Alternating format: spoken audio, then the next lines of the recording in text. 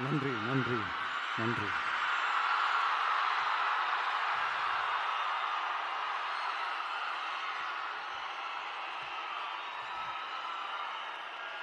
நான் போன மீட்டிங்கில்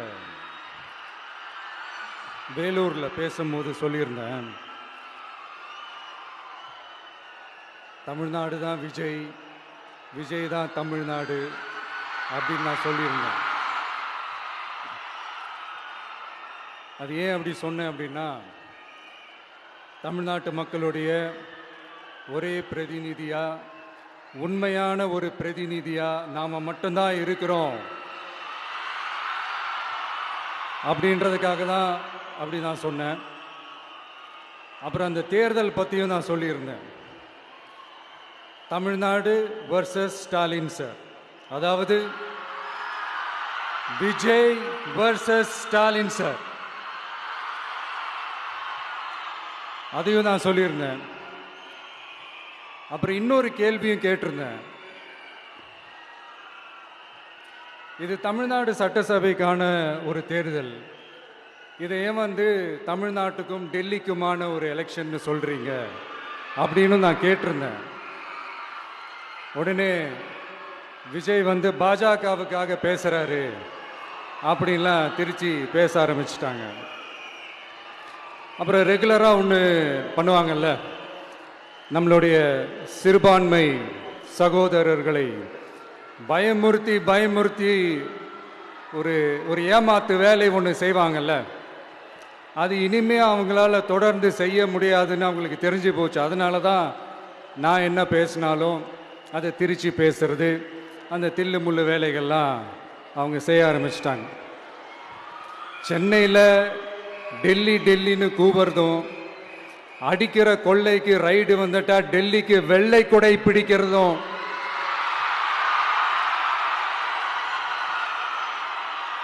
இதெல்லாம் யாருன்னு உங்களுக்கே நல்லா தெரியும். தமிழ்நாட்டை காப்பாற்றுறது திமுக தான், தமிழ்நாட்டை பிழைக்க வைக்கிறது திமுக தான், இதெல்லாமே பண்ணுறது திமுக தான், ஸ்டாலின் சார் தான். இதெல்லாம் ஒர்க் அவுட்டே ஆகாது பாஸ்.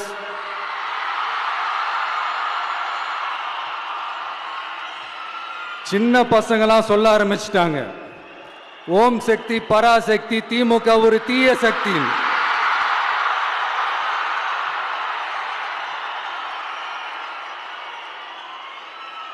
அதனால இந்த தமிழ்நாடு இன்னொன்று வேற ஒன்று சொல்றாங்க. அது என்னடான்னா, தமிழ்நாட்டு அணி டெல்லி அணியா.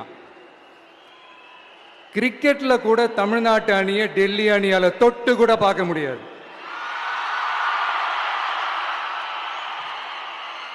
அப்படி இருக்கும்போது கிரிக்கெட்லையும் விசில போடுறது தமிழ்நாடு தான், சிஎஸ்கே.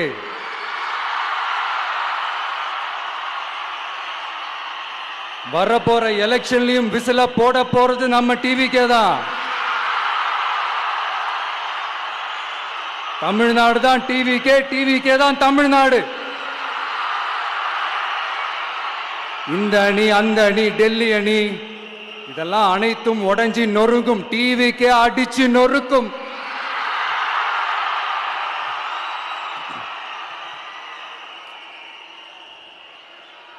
எனக்கும் என்னுடைய மக்களுக்கும் நடுவுல வேற யாராலையும் உள்ள நுழையவே முடியாது. இது ஒரு அம்மா பையன் உறவு, அப்பா புள்ள உறவு, அண்ணன் தங்கச்சி உறவு, அண்ணன் தம்பி உறவு, அக்கா தம்பி உறவு.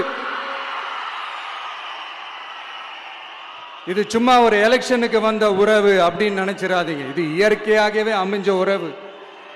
இது எவ்வளவு டீப்பான உறவுன்றது நான் உணர்ந்திருக்கிறேன். அதே மாதிரி நம்ம தமிழ்நாடு மக்களும் இதை உணர்ந்து இருக்கிறாங்க. இன்னும் சிம்பிளா சொல்லணும்னா, மற்றவங்களுக்கு வேணா இது எலெக்ஷன், ஆனா எனக்கும் என்ன நேசிக்கிற மக்களுக்கும் இட் இஸ் an emotion.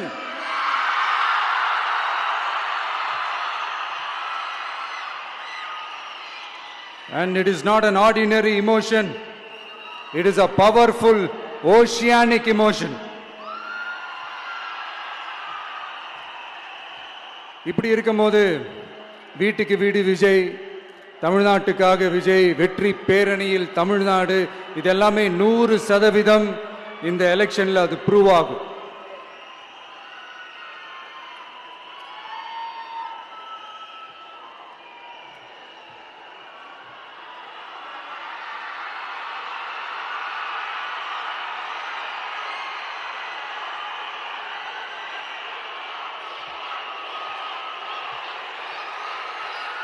நீங்க எல்லாரும் எனக்கு இன்னொரு உறுதிமொழியை ஒன்று கொடுக்கணும்.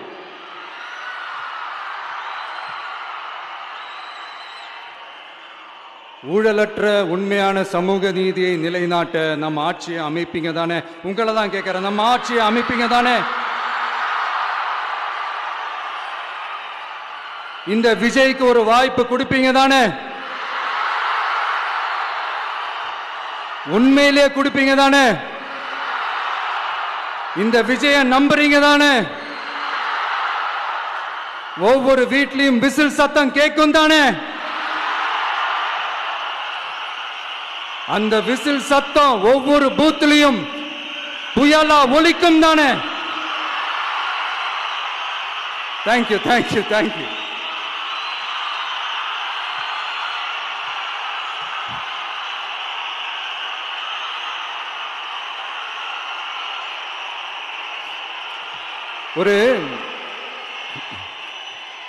ஒரு டாக்டர் இருக்காருன்னா நாம எப்போ அவரை பத்தி யோசிப்போம்?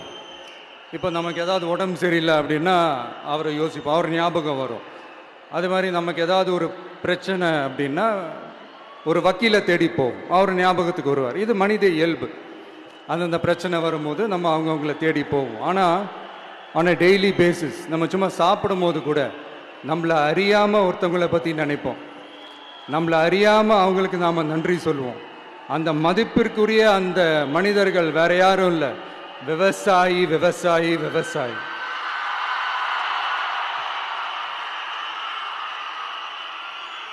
அவங்க பார்க்கறதுக்கு வேணா சாதாரணமா இருப்பாங்க, ஆனா அவங்க சாதாரணமான மனிதர்கள்லாம் கிடையாது. இந்த உலகத்தையும் மனிதர்களையும் படைச்சது கடவுள்னு சொல்லுவாங்க, ஆனா அந்த கடவுளுக்கே படையல் போடுற உயர்ந்த மனிதர்கள் தான் நம்ம விவசாயிகள். இந்த பூமியில உயிர் இருக்குது, இந்த பூமியில பூ பூக்கும், காய் காய்க்கும், பூத்து குலுங்கும்னு இந்த பூமியை அழகா காட்டி இந்த பூமியை சாமி ஆக்கிறதுல இயற்கையோட சேர்ந்து நம்ம விவசாயிகளுக்கும் ஒரு முக்கிய பங்கு ஒன்று இருக்கு. அதனால நான் ஏதோ ஓவரா ஏதோ சொல்றேன்னு நினைக்காதீங்க. எனக்கு இந்த அடுத்த ஜென்மம் மறுபிறவியை பற்றியெல்லாம் எனக்கு தெரியாது. அது உண்மை அப்படின்னா அடுத்த ஜென்மத்தில் நான் ஒரு விவசாயி குடும்பத்தில் பிறக்கணும்னு ஆசைப்படுறேன்.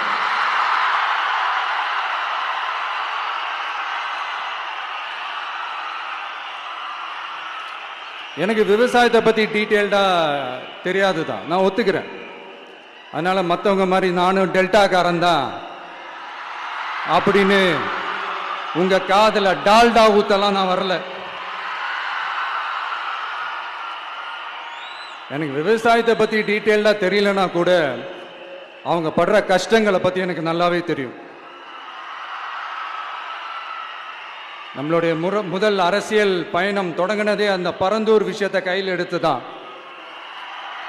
அதனால நம்மளுடைய இந்த ஆட்சி அமைஞ்சதும் தீர்க்க வேண்டிய முக்கியமான பிரச்சனைகள்ல நம்மளுடைய விவசாய பிரச்சனைகளும் ஒன்று. முதல்வர் அவர்களுக்கு இந்த மாதிரி நீங்க அது செஞ்சிட்டேன் இது செஞ்சிட்டேன் அப்படின்னு நிறைய பெருமையா சொல்லிக்கிறீங்களே, ஒரு அடிப்படை ஒரு பிரச்சனையை பத்தி ஒன்று பேசுவோமா? கொஞ்ச நாளைக்கு முன்னாடி ஐநா சபை ஒரு ரிப்போர்ட் ஒன்று வெளியிட்டு இருந்தாங்க. அது கூட தினத்தந்தி நியூஸ்ல கூட வந்துச்சு. உடனே கூகுள் பண்ணி எதுவும் தேடாதீங்க, உங்க ஏஜென்சி வச்சு எதுவும் சர்வே கிருவே எடுக்காதீங்க. எதுக்கு உங்களுக்கு சிரமம்? நானே என்னன்னு சொல்றேன். தண்ணீர் திவால் அப்படின்ற அந்த தலைப்புல தண்ணியே இல்லாம திவால் ஆக போகுது அப்படின்ற அந்த கட்டுரை படிக்கும் போது உண்மையிலேயே மனசுக்கு ரொம்ப பகீர்னு இருந்தது. இந்தியாவிலேயே அது முக்கியமா நம்ம தமிழ்நாட்டில் இன்னும் கொஞ்ச காலத்திலேயே தண்ணியே இல்லாம திவாலாக போகுதான். அதுக்கு காரணம் நிலத்தடி நீரை பாதுகாக்காம விட்டது தான் காரணமா. மண்ணையும் மணலையும் கொள்ளையடிச்சா பின்ன வேற என்ன நடக்கும்? மலைகளை முழுகினா பின்ன வேற என்ன நடக்கும்? கனிம வளங்களை கொள்ளையடிச்சா பின்ன வேற என்ன நடக்கும்? இந்த மணல் கொள்ளையில ஈடுபட்டவங்களை மேல நீங்க சரியா நடவடிக்கை எடுக்கலன்னு அது போதுமானதாக இல்லை அப்படின்ட்டு சென்னை உயர்நீதிமன்றம் சொன்னிச்சே, மறந்துட்டீங்களா? இந்த மணல் கொள்ளை, கனிம வள கொள்ளை, இதுக்கெல்லாம் காரணம் மணல் மாஃபியா குரூப் தான் மதுரை உயர்நீதிமன்றம் அந்த கிளை சொன்னிச்சு. அதை மறந்துட்டீங்களா? இந்த மணல் மாஃபியா குரூப்புக்கு ஆதரவு அளிக்கிறது யாரு? உங்க திமுக கவர்மெண்ட் தானே. அது இல்லைன்னு சொல்ல முடியுமா? அவங்களோட டீலிங்ல இருக்கிறது யாரு? நீங்க தானே. அது இல்லைன்னு சொல்ல முடியுமா? தண்ணி திவாலாக போகுது, மணல் திவாலாக போகுது, கனிம வளம் திவாலாக போகுது. மொத்தத்தில் உங்க ஆட்சியில தமிழ்நாடு திவாலாக போகுது. கடன் மேல கடன் வாங்கிட்டு உங்க கவர்மெண்டே குப்பராட்சி படுத்துக்குச்சு. உங்ககிட்ட பேசுறதும் ஒண்ணுதான். சரி, அதை விடுங்க.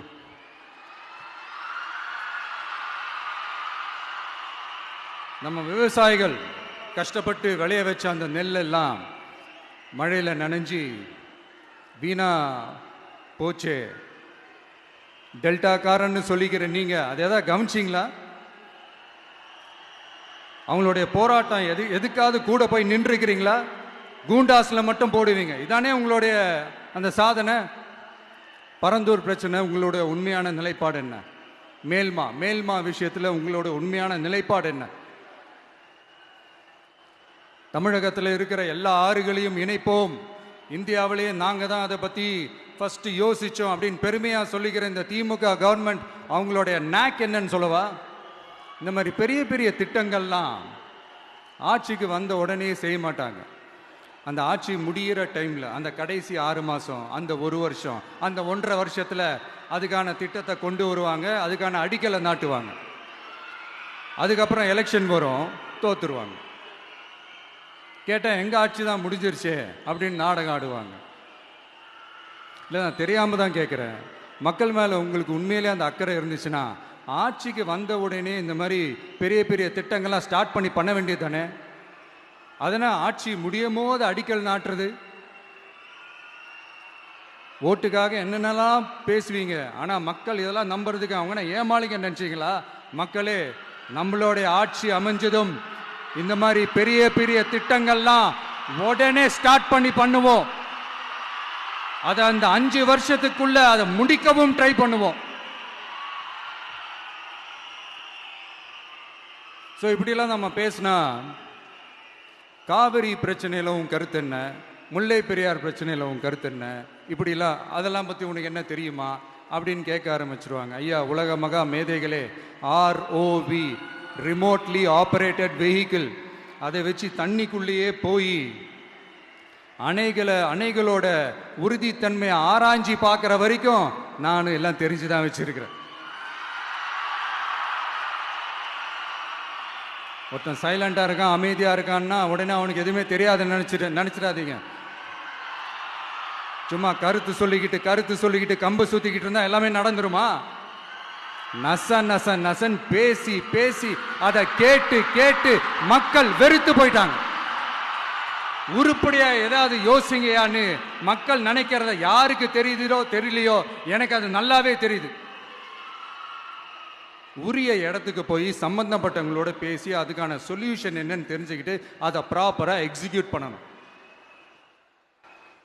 அடுத்து, நம்மளுடைய கடல் விவசாயிகளான நம்மளுடைய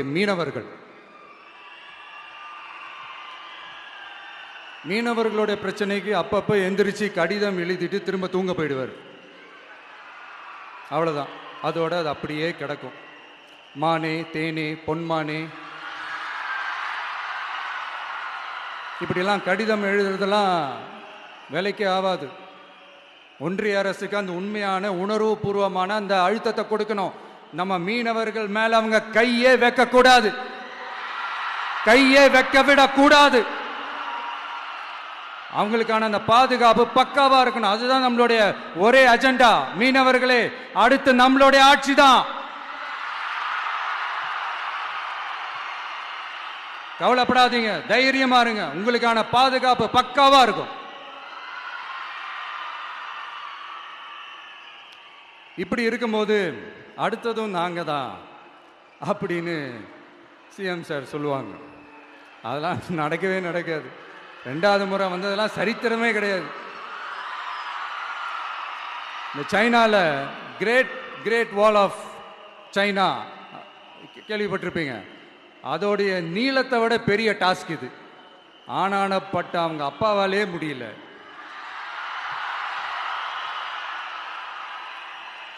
நான் முன்னாடியே சொன்ன மாதிரி உரிய இடத்துக்கு போய் சம்மந்தப்பட்டவங்களோட பேசி அதுக்கான சொல்யூஷன் என்னன்னு தெரிஞ்சுக்கிட்டா அதை எக்ஸிக்யூட் பண்ணுறது தான் ஒரு தெளிவான அரசியல். சும்மா ஆறுதல் சொல்கிறதெல்லாம் தெளிவான அரசியல்லாம் கிடையாது.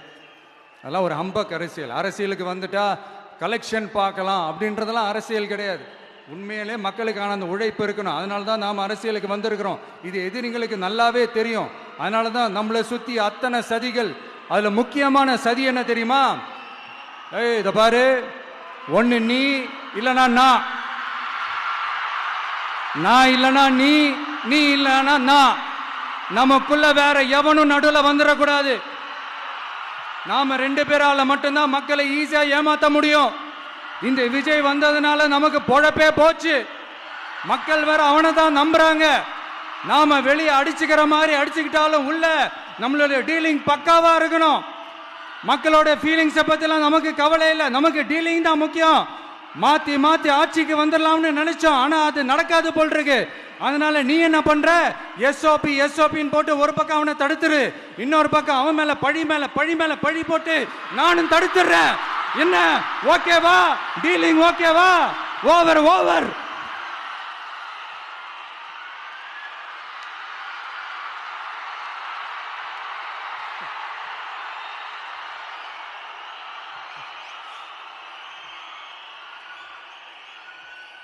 இல்லைங்க, உண்மையிலேயே சிரிக்கிறதா என்ன பண்றதுன்னு எனக்கு தெரியல. உண்மையிலே இப்படிதான் இருக்கு அவங்க டீலிங்லாம்.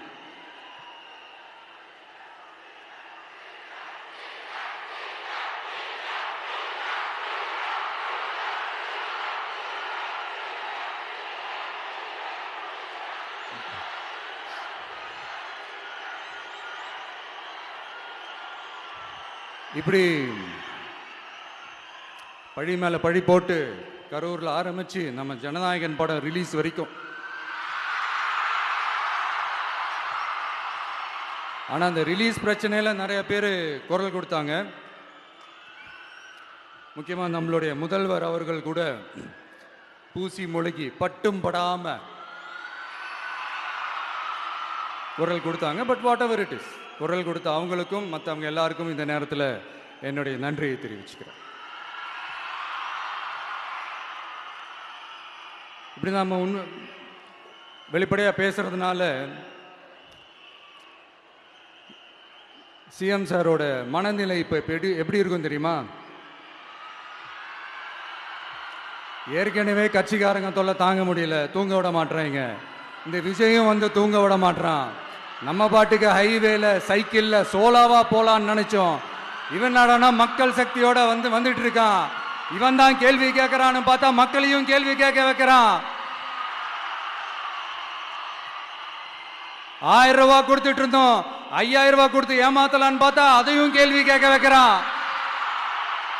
விசில் சத்தம் வேற விண்ண முட்டுது. கூட்டணி கட்சிகள் தொல்லை வேற தாங்க முடியல. இவன் பண்ற பிரச்சாரத்தையாத்த முடக்கலான்னு பார்த்தா அப்பவும் மக்கள் அவன் பின்னாடி தான் நிக்கிறாங்க.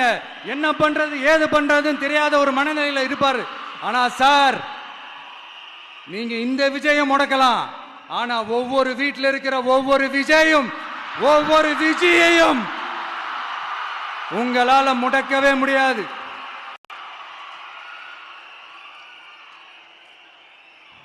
அவங்களாம் ஆல்ரெடி பிரச்சாரத்தை ஸ்டார்ட் பண்ணிட்டாங்க சார்.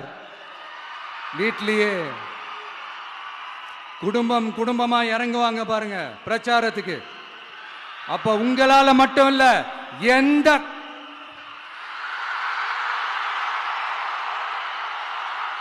யாராலையும் தடுக்க முடியாது.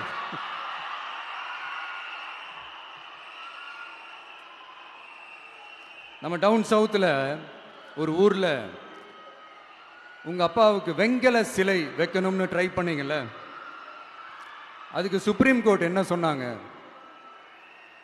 மக்களோட பணத்தில் யாருக்கு புகழ் பாட பார்க்குறீங்க அப்படின்னு கேட்டாங்கல்ல. அதுக்கு என்ன அர்த்தம் தெரியுமா? ஊராம் வீட்டு நெய்யில உங்க வீட்டுக்கு ஸ்வீட் செய்யாதீங்க. எப்படி? ஊராம் வீட்டு நெய்யில உங்க வீட்டுக்கு ஸ்வீட் செய்யாதீங்கன்னு அர்த்தம். மக்களோட ஒரு அடிப்படை வாழ்வாதாரத்துக்கு ஏதாவது பிரச்சனைக்குன்னு கேட்டா நிதி சுமைன்னு சொல்றீங்க. செலை வைக்கிறதுக்கு மட்டும் எங்கிருந்து சார் காசு வருது?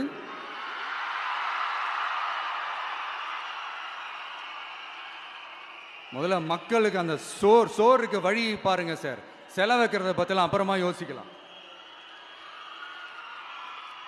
கேஸ் சிலிண்டருக்கு மானியமா 100 ரூபாய் தரேன்னு சொன்னீங்களே, என்னாச்சு? கரும்புக்கு ஆதார விலையா 4000 ரூபாய் தரேன்னு சொன்னீங்களே, என்னாச்சு? ரொம்ப நாள் கல்யாணமே ஆகாம இருக்கிற பெண்களுக்கு அவங்களுடைய கல்வி தகுதிக்கு ஏற்ப அரசு வேலை கொடுப்போம்னு சொன்னீங்களே, என்னாச்சு? இதெல்லாம் வெறும் சாம்பிள் தான். இதோட ஹைலைட் ஒன்று இருக்கு. மாநில அரசால முடியவே முடியாதுன்னு தெரிஞ்சுக்கிட்டோம், நாங்க வந்தா நீட்டை ஒழிப்போம். ஆகா ஆகா ஆகா ஆகா, எவ்வளவு பெரிய ஒரு மோசடி இது! கேட்டா நாங்க தான் முன்மாதிரி ஆட்சின்னு சொல்லுவாங்க. மோசடி ஆட்சி. மோசமானவங்களே முக்கியமானவங்க கேள்விப்பட்டிருக்கிறீங்களா? அந்த மாதிரி மோசடி ஆட்சியிலே முக்கியமான ஆட்சி இந்த திமுக ஆட்சி. மக்களே, மக்களை நேசிக்கிற விஜய் வேணுமா? மக்கள் விரோத ஆட்சி நடத்துற ஸ்டாலின் சார் வேணுமா?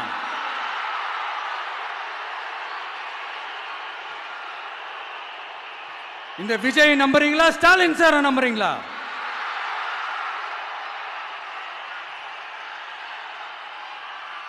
இந்த சத்தத்துக்கு அர்த்தம் தெரியுமா சார்? ஸ்டாலின் தொடரட்டும் அப்படின்னு அர்த்தம் கிடையாது. தீய சக்தி திமுக ஆட்சி மறையட்டும், தூய சக்தி டிவிகே ஆட்சி வரட்டும். நானும் உதிக்கட்டும்னு சொல்லாம்னு நினைச்சேன், பார்த்தா அதை வேற திருச்சி பேச ஆரம்பிச்சிருவாங்க.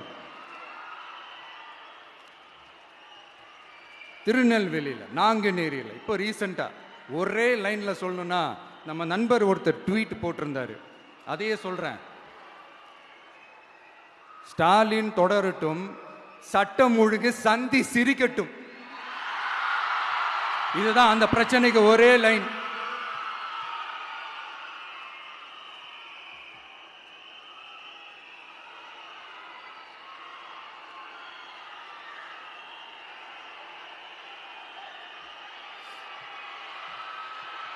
மக்களே, காஞ்சிபுரத்தில், வேலூர்ல எல்லாம் நம்மளோட விஷனை பற்றி சொன்னோம் இல்லையா? அதே மாதிரி இங்கேயும் சில விஷன்ஸை சொல்லணும். இது மற்றவங்க மாதிரி தேர்தல் வாக்குறுதின்னு சொல்லி ஏமாத்துறது கிடையாது. நம்மளை நம்புகிற மக்களுக்கு நம்பிக்கை தர்றது. நம்ம ஆட்சிக்கு வந்ததும் இதெல்லாம் செய்ய நடவடிக்கை எடுப்போம்னு சொல்றது. டெல்டா விவசாயிகள் சமீபத்தில் கூட உரத்தட்டுப்பாட்டை சந்திச்சிங்கல்ல. சில பேர் உரத்தை பதுக்கி வச்சு அதிக விலைக்கு விற்றதா நியூஸ்லாம் கூட வந்துச்சு. நம்ம டிவிக்கு ஆட்சி வந்ததும் உரத்தட்டுப்பாடு இல்லாம பார்த்துக்குவோம். 5 ஏக்கர் வரை நிலமுள்ள விவசாயிகள் வேளாண் கூட்டுறவு வங்கிகளில் வாங்கிய பயிர் கடன் முழுமையாக ரத்து செய்வதற்கும், 5 ஏக்கருக்கு மேல் உள்ள விவசாயிகள் வேளாண் கூட்டுறவு வங்கிகளில் வாங்கிய பயிர்க்கடன் 50% வரை ரத்து செய்வதற்கான சாத்திய கூறுகளை ஆராய்ந்து உறுதியாக நடவடிக்கை எடுப்போம். திமுக மாதிரி எல்லாருக்கும்னு சொல்லிட்டு அதுல தகுதி பிக்ஸ் பண்ணி பாகுபாடு காட்டி ஏமாற்ற மாட்டோம். எல்லாத்தையும் வெளிப்படையாக சொல்லுவோம்.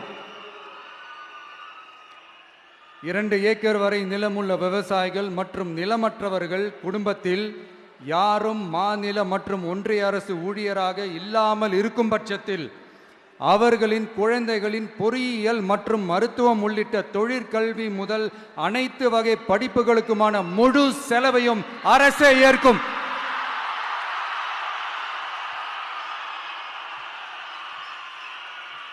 விவசாயிகளின் விருப்பத்திற்கு எதிராக எந்த திட்டமாக இருந்தாலும், ஒன்றிய அரசின் நெருக்கடியே இருந்தாலும் அந்த திட்டத்தை உங்களுடைய டிவிகே ஆட்சி முழுமையாக நிராகரிக்கும்.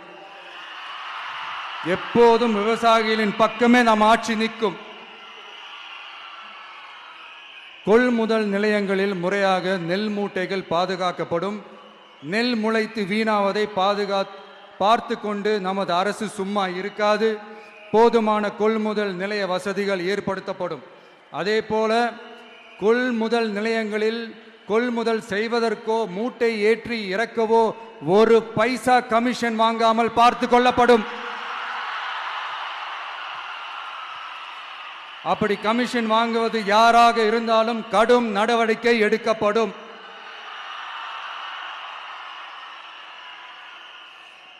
ஐநூறு ரேஷன் கார்டுகளுக்கு ஒரு ரேஷன் கடை என்ற வரையறை நிர்ணயிக்கப்படும். கிராமங்களிலும் எடையாளர் நியமிக்கப்படுவார். பெண் விற்பனையாளருக்கு பெண் எடையாளர், ஆண் விற்பனையாளருக்கு ஆண் எடையாளர் என்பது பின்பற்றப்படும்.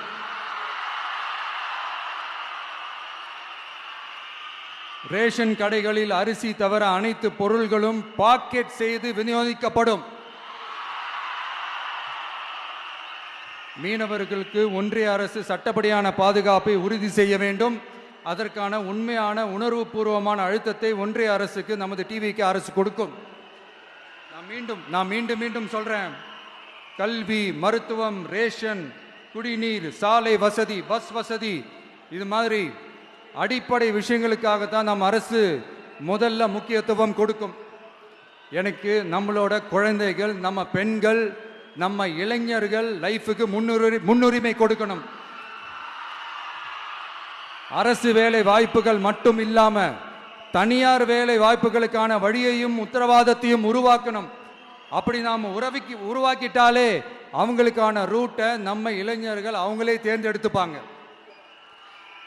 இத்தனை கோடி அத்தனை கோடி ஒப்பந்தம்னு சொல்லி விளம்பரம் மட்டும் செய்யாம உண்மையான ஒப்பந்தம் போட்டு வெள்ளை அறிக்கை வெளியிட்டு அதை செயல்படுத்தினாலே போதும், எல்லாம் தன்னாலே நடக்கும். இங்க என்னனையும் சொல்ல நினைக்கிறேன், இங்க அடுத்து நாங்க தான் நெஞ்ச நிமித்திரி கூவுற யாராச்சும் நாங்க ஊழலே செய்யாதவங்கன்னோ ஊழல் செய்யவே மாட்டோம்னோ நெஞ்ச தொட்டு மனசாட்சியோட சொல்ல முடியுமா? ஆனா நாம இன்னைக்கு இல்ல, ஆட்சிக்கு வந்ததுக்கு அப்புறமும் ஓப்பனா தில்லா கட்ஸா சொல்லுவோம், ஊழல் லஞ்சம் இல்லாத ஒரு ஆட்சியை கொடுக்க உண்மையா ட்ரை பண்ணாலே போதும், எல்லாம் தன்னாலே நல்லா நடக்கும். எல்லாரும் கொஞ்சம் கை இப்படி வைங்களேன். எங்க ஓட்டு எங்க உரிமை, எங்களை யாரும் விலைக்கு வாங்க முடியாது. எங்க ஓட்டு விசில் சின்னத்துக்கு தான். யாரையும் நம்பி ஏமாற மாட்டோம். எங்க வார்த்தையிலிருந்து மாற மாட்டோம். இது நிஜம். தேங்க்யூ.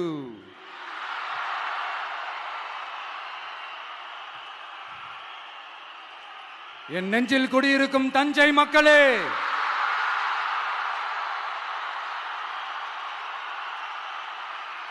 என் நெஞ்சில் குடியிருக்கும் வேலூர் மக்களே,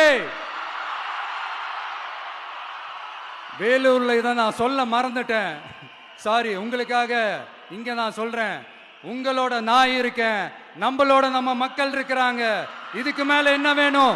கான்பிடென்ட்டா இருங்க, நல்லதே நடக்கும், வெற்றி நிச்சயம். மீண்டும் சந்திக்கும் வரை நன்றி, வணக்கம்.